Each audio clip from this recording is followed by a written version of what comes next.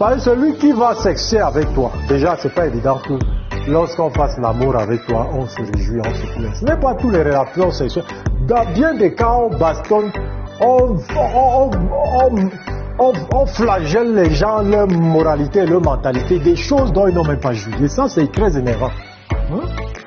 Il n'y a rien d'aussi anormal que d'avoir eu 15 ou 20 minutes ou 30 minutes de plaisir, ou bien 1 heure si c'est possible, avec un homme ou une femme, et avoir une culpabilité à l'avoir fait sur des heures et sur des jours, et un mal-être avec soi, avec sa concentration, avec le regard de Dieu.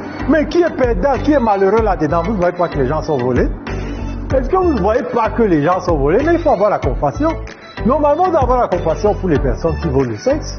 Parce que c'est une des choses cruelles. À moins que tu aies déjà tué ta conscience, tu es passé à un autre niveau de cruauté, alors là, c'est grave.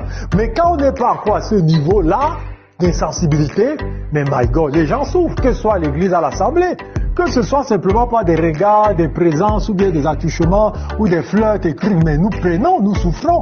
Que ce soit des leaders qui ont envie, qui ont désiré, mais les gens sont traumatisés. Alors nous devons avoir un véritable ministère d'amour et de compassion. Alléluia. Nous devons l'avoir. Merci Seigneur. Établis ce véritable ministère de compassion et d'amour au nom de Jésus. Amen. Entrons dans le livre de Luc 7 et on revient à ça. Luc 7, je perçois qu'on va aller là-bas. Tu comprends? Tu me demandes comment je perçois, je le ressens sur moi.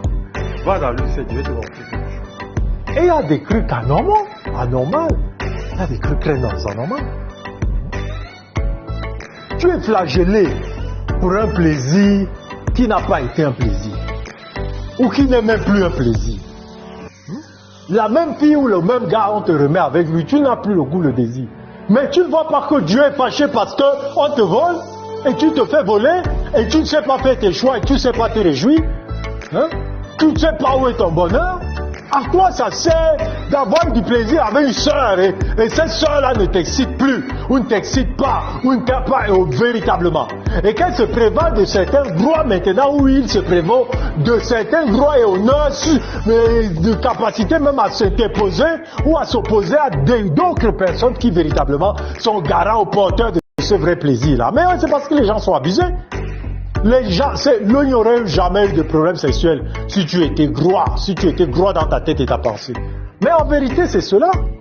Une femme, un homme n'a pas honte du fait que sa femme et son mari ou comme ça a fait des rapports avec quelqu'un. Tu sais pourquoi tu as honte? C'est ce qui te gêne. Makeri Barakura. Ce qui nous gêne, c'est ce qu'on risque de perdre quand les gens apprendront, ou la personne apprendra qu'on a eu un bonheur, un plaisir qui ne vaut même pas tout ce qu'on risque de perdre en termes d'honneur, en termes de dignité, en termes de regard sur soi, de regard de la société sur soi, regard des leaders, regard des personnes de confiance sur soi.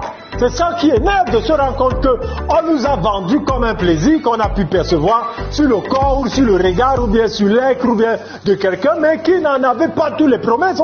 On est énervé d'avoir été trompé. De se rendre qu'on est trompé, on ne sait même pas, et de se rendre qu'on n'a pas quelqu'un à qui on peut se confier pour lui dire qu'on a été trompé, et il ne nous condamne pas, ni ne nous